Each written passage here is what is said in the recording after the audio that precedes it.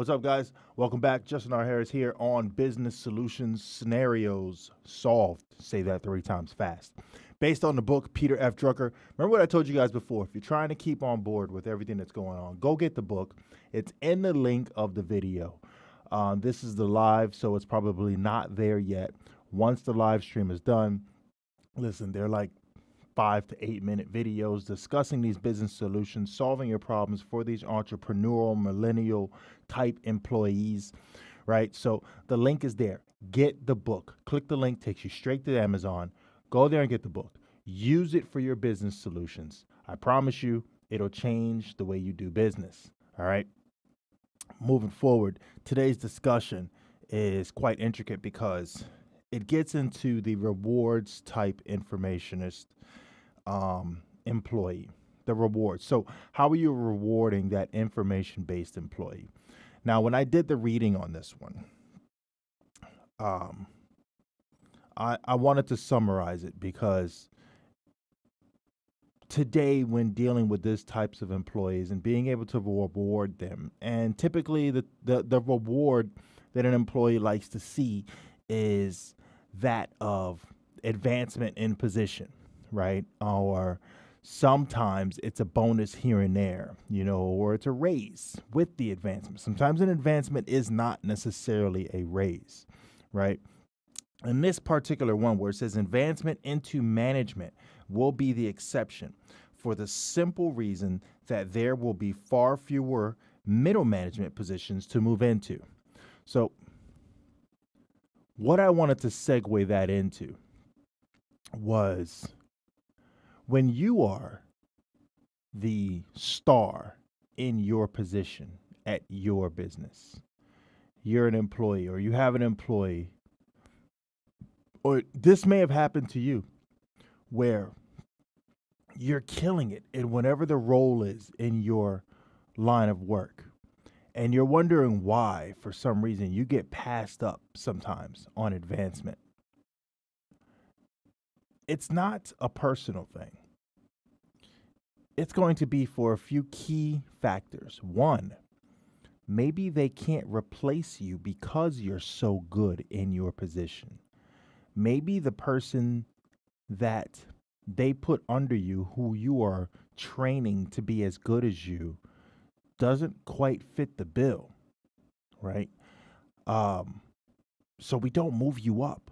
Maybe the other person who's competing against you isn't as good as you moving forward, but is more likely to be liked by everyone in your company or your business. So because people like this person more, not because they're an all-star at production, but because people like this person more, they're hired for that next management position. Why? Because that person, when they say, hey, can you do me a favor and get this done, or can you get that done for me? We have to meet the budget on this or the deadline for that, or we got to make sure inventory count is done, or whatever it is that applies. People are more likely to listen to that person because they like that person, not because they're smarter, not because of anything else, but because they have the charisma, the people person attitude. They can lead, they're encouraging, they're enthusiastic. It's those qualities, right? And it's because of that that person gets the advancement, right? So you have to be careful with that. It doesn't mean, okay, so cut back on the kind of work you're doing, your production, so that you don't look as good. No, that's not what I'm saying.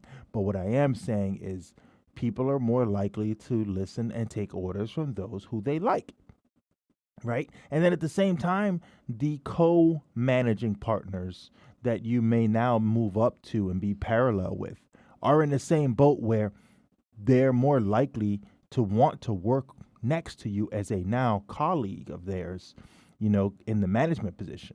So those are the different types of things you want to look at when you are looking at advancement, either for yourself or for employees that you have. Don't just look at their productivity, because it's not just that. And the action points that they bring up here: how can you alter the compensation and reward structure of your organization to reflect the reality that promotions are either horizontal or outside the organization? So looking into that, you have to understand what that reward structure is going to be and why it's going to be, right? Because those types of decisions will dictate how the employees below that newly hired supervisor that has moved up, or manager, or whatever their position, their title is called. Um, you have to take that into consideration, because you want to make sure that they like this person too. They're like, oh yeah, you know what? I could see that person being it. Not the person is an introvert and is not a people person, but when they do their task, they're phenomenal with it. Well, here's the problem with that. Because you're so good at it, I can't replace you. So if I move you out of this position into management, our production level will drop. I need another person like you if I want to move you up. And I'm not even sure. I might even create a position for you just to reward you, to make you feel better. But I can't take you away from that particular position. Does that make sense? Because I can't afford to lose production. There you go. That's how you apply that type of solution. This is day 20 of the Daily Drucker applied to modern day solutions. So what we're doing, we're solving these business scenarios, and we're making you more successful with these entrepreneurial employees who think way outside the box, and you have to pay them accordingly if you want to keep them. Thanks for checking in, guys. See you.